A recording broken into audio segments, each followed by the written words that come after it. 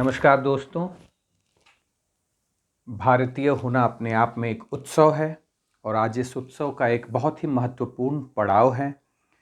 माघ महीने के शुक्ल पक्ष यानी होता है वो महीने का वो पक्ष जिसमें चंद्रमा बिल्कुल अंधकार से धीरे धीरे रोशनी की तरफ बढ़ते हैं और पूर्णिमा के दिन, फुल मून के दिन वो शुक्ल पक्ष खत्म होता है। आज माघ महीने के शुक्ल पक्ष का 5वां दिन है, पंचमी तिथि है। इसे बसंत पंचमी के रूप में हम सेलिब्रेट करते हैं, इस उत्सव को मनाते हैं। और बसंत पंचमी हम पूरब की दिशा में, उत्तर प्रदेश में, बिहार में, असम में, उड़ीसा में, बंगाल में हम इसे सरस्वती पूजा के भी रूप में मनाते हैं। सरस्वती विद्या की देवी हैं, ज्ञान की देवी हैं, धैर्य की देवी हैं।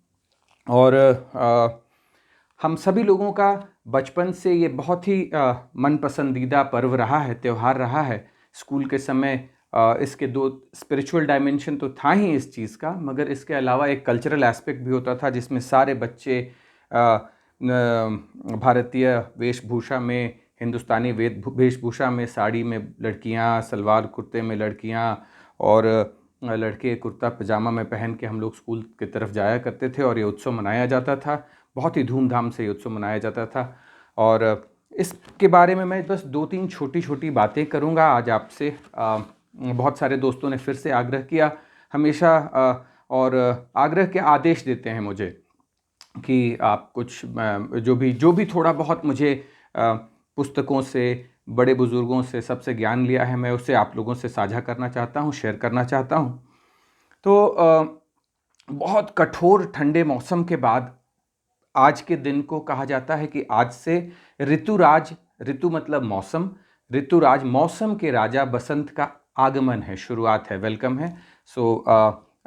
देख रहे हैं चारों तरफ फूल पौधे खिल रहे हैं, बढ़ रहे हैं, अभी और बढ़ेंगे। ये पहला ही दिन होता है बसंत का। और सरस्वती पूजा करने के बहुत सारे तरीके हैं। हम लोग अब हमारे तरफ में हम लोग गुलाल का इस्तेमाल करते हैं, रंग बिरंगे फूलों का इस्तेमाल करते हैं, सफ़ेद फूलों का भी इस्तेमाल होता है। आज मुझे मिल नहीं पाया वो फूल। अभी बहुत सारे मंत्र हैं सरस्वती वंदना के। मेरा वो सारे मंत्र मेरे पसंदीदा हैं, मगर एक मंत्र को मैंने मूल मंत्र बना रखा है अपने जीवन में, ज्ञान अर्चना का। नॉलेज, जो हम लोग नॉलेज के पाथ में चलते हैं, उस पाथ को किस तरह से बढ़ाना है, ये मेरा मूल मंत्र एक रखा है। ये मंत्र आप सभी लोग जानते हैं, कोई बड़ी बात नहीं है। विद्या ददाति विनयम, विनयाद याति पात्रताम, पात्रत्वात् धनमोप्नोति, धनात् धर्मम ततः सुखम। बाकी 3 लाइन है। उस लाइन जैसे विनयाद याति पात्रताम, विनय से पात्रता आती है, योग्यता आती है, उससे धन की उत्पत्ति होती है, धन से सुख आता है। ये सभी लोगों ने इस पे ध्यान दिया है लेटली। मगर जो सबसे पहला वाक्य है, विद्या ददाति विनयम, इस पे थोड़ा ध्यान कम हो गया है पूरे विश्व का, पूरे समाज का। मैं ये मानता हूँ, और ये मुझे लगता है कि हम सभी को ये मानना चाहिए कि जो शिक्षा हम ग्रहण करते हैं, शिक्षा का सबसे मुख्य उद्देश्य होता है विनय लाना हमारे में, विनम्रता लाना हमारे में, कंपैशन लाना हमारे में, प्रेम लाना हमारे में, अनकंडीशनल प्रेम लाना दुनिया के प्रति, सब कोई के प्रति, बिना किसी भेदभाव के प्रेम लाना। अब अगर विद्या इस दिशा में हमारी सोच को नहीं ले जा रही है, तो वो विद्या को अविद्या बनने में ज़्यादा वक्त नहीं लगता है, वो अविद्या बन जाती है, वो अहंकार को जन्म देने लगती है।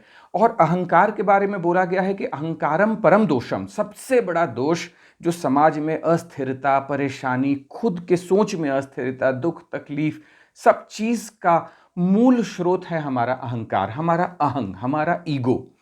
तो इस चीज़ को चेक करने के लिए हमारे को इस चीज़ पे हमेशा ध्यान देना चाहिए कि हमारी जो भी शिक्षा आ रही है हमारे में, वो हमें विनय की दिशा में ले जाए, विनम्रता की दिशा में ले जाए, ना कि अहंकार की दिशा में। कोई भी ज्ञान हो, वो किसी के सामने अपना अपनी योग्यता प्रूव करने के लिए ज्ञान की अर्चना करना थोड़ा लिमिटेड स्कोप है उसका, वो सही तरीका नहीं है। ज्ञान का मतलब ही होता है कि आप सबको एक समान पा पाएं।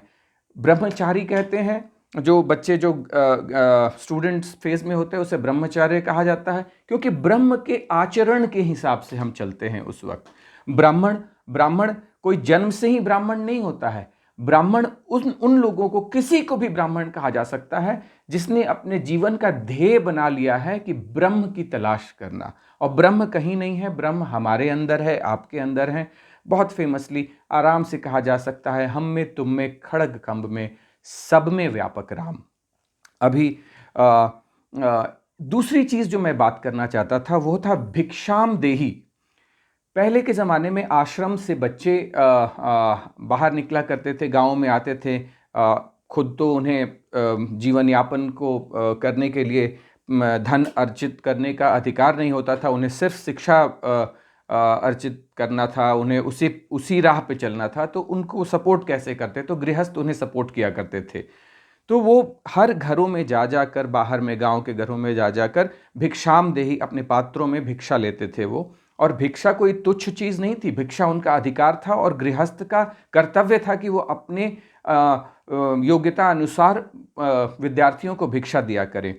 भिक्षा का मुझे लगता है, मुझे किसी ने नहीं बताया, ना मैंने कहीं पढ़ा है, बट मेरी सोच में आया ये बात कि भिक्षा जो मांगते थे, इससे विद्यार्थियों को दो तरह के फायदे होते थे। पहला, हाथ फैलाकर भिक्षा मांगने से अहंकार अपना कंट्रोल में आता है, चेक होता है।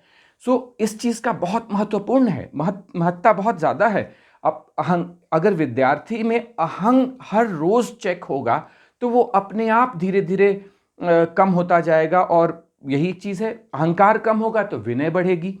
दूसरा फायदा ये था इसका कि उस विद्यार्थी को इस बात का एहसास दिलाया जाता था, इस बात को समझाया जाता था भिक्षा देके कि आपके शिक्षा की राह में बहुत सारे गृहस्थों ने योगदान दिया है। सो आपकी शिक्षा का जो फल है उस पर सिर्फ आप ही का अधिकार नहीं रहेगा, उस पर पूरे समाज का, पूरे ब्रह्मांड का, पूरी पृथ्वी का, पूरे कायनात का अधिकार है। सो आप अपनी शिक्षा का ऐसे इस्तेमाल करेंगे कि जिसमें आप ये ऋण चुका पाएं। बहुत ही एक इंग्लिश मूवी थी, मुझे बड़ी पसंद है, अवतार नाम है उस मूवी का, बहुत लोगों ने सुना होगा, देखा भी होगा। जेम्स कैमरून की मूवी है ये। और इसमें एक ही लाइन मैंने पकड़ लिया, उसमें एक लाइन था कि all of us are small systems of energy, we have borrowed this energy from the larger ecosystem and someday in some form or the other we have to return this energy back to this system. So ये जो हम हैं, हम एक ऊर्जा हैं और ये पूरे ब्रह्मांड से हमारे को ऋण मिला हुआ है, और इस ऊर्जा को कभी ना कभी इस सिस्टम में वापस ऋण के रूप में चुकाना है। तो विद्या का भी यही लक्ष्य होना चाहिए कि विद्या, ठीक है, हम नौकरी करने के लिए बढ़ें, हम बिजनेस सेटअप करने के लिए ज्ञान लें, मगर ultimately at the end of the day जो भी करें उसका इंटरनल बॉटम लाइन एक चीज ध्यान में रखें कि आपका हर एक कर्तव्य उस दिशा में बढ़े कि आप समाज में अपना कोई ऋण किसी न किसी तरह से चुका पाएं। और यही हमारा लक्ष्य भी होना चाहिए, यही मकसद भी होना चाहिए। भगवत गीता में कृष्ण भी गुरु होकर अर्जुन को यही उपदेश देते हैं, पूरे उपनिषदों का यही सार है। एक छोटी सी बात से और एक छोटी सी कहानी, जो कि काल्पनिक कहानी मुझे लगती है, इसका कोई तथ्य नहीं है, मगर मेरे बाबा हमेशा हमारे को सुनाया करते थे, उस कहानी को शेयर करके मैं आज की बात बंद करूंगा। वो कहानी थी कि एक बार कालिदास, जो कि हिंदी साहित्य के बहुत दिग्गज गुरु रहे हैं, साहित्यकार रहे हैं, और एक दक्षिण भारत के बहुत ही महान कवि थे, कवि दंडी। इन दोनों के योग्यताओं में देखिए, मैंने पहले ही बोला ये काल्पनिक बात है, क्योंकि ये दोनों का जो टाइमलाइन है हिस्टोरिकली डिफरेंट टाइम में दोनों आए हैं। मगर जिस तरह से मैंने ये कहानी सुनी है, वो कहानी की सत्यता पे मत जाइएगा, कहानी का जो ज्ञान देता है ये कहानी, वो ज़्यादा ज़रूरी है। वो मैंने हमेशा उसको भी पकड़ के रखा है, उस नॉलेज को। सो कवि दंडी और कालिदास में हमेशा बहस होती रहती थी कि कौन श्रेष्ठ है। तो भैया दोनों बहुत ही प्रोफाउंड, बहुत ही स्कॉलरली पर्सन थे। तो कौन इनको जज करता? तो स्वयं माता सरस्वती का आवाहन किया गया। माता सरस्वती आई और इन दोनों में शास्त्रार्थ हुआ, डिबेट ऑर्गेनाइज किया गया। ये डिबेट के ऑडियंस, बड़े बड़े लोग आए इनको देखने के लिए, दुनिया भर के स्कॉलर्स आए और ये डिबेट चलता रहा, हफ्ते दिन, 14 दिन, महीने भर चलता रहा, खत्म ही नहीं होने का नाम ले रहा था। फिर बुद्धिजीवियों ने बोला माता सरस्वती को कि माँ, ये तो खत्म ही नहीं होगा, आप इस पे जजमेंट करें। माता सरस्वती विनम्र भाव से हाथ जोड़कर सबके सामने सबका धन्यवाद की और उन्होंने रिजल्ट डिक्लेयर किया। उन्होंने बोला कबीर दंडी कबीर दंडी कबीर दंडी तथैव च, मतलब कि कबीर दंडी विनर हुए इस डिबेट का, इस डिस्कशन का, इस पूरे कंपटीशन का। इतने में कालिदास तमतमा उठे, नाराज हो उठे, क्रोध आ गया उन्हें, अहंकार आ गया उन्हें। उन्होंने उठकर सरस्वती माँ को ही गलत बात बोल डाला। उन्होंने बोल डाला सरस्वती त्वयं मूढ़म। उन्होंने सरस्वती माँ को ही मूर्ख बता दिया। बट माँ तो माँ है और माँ में माँ सरस्वती माँ है। आप देखिए सफ़ेद हंस पे बैठती हैं, कमल पे बैठती हैं, उनकी सवारी सफ़ेद हंस है और सफ़ेद मोतियों की माला पहनती हैं, वीणा वादिनी हैं। माँ में तो नाराज़गी आ ही नहीं सकती थी। माँ मुस्कुराई।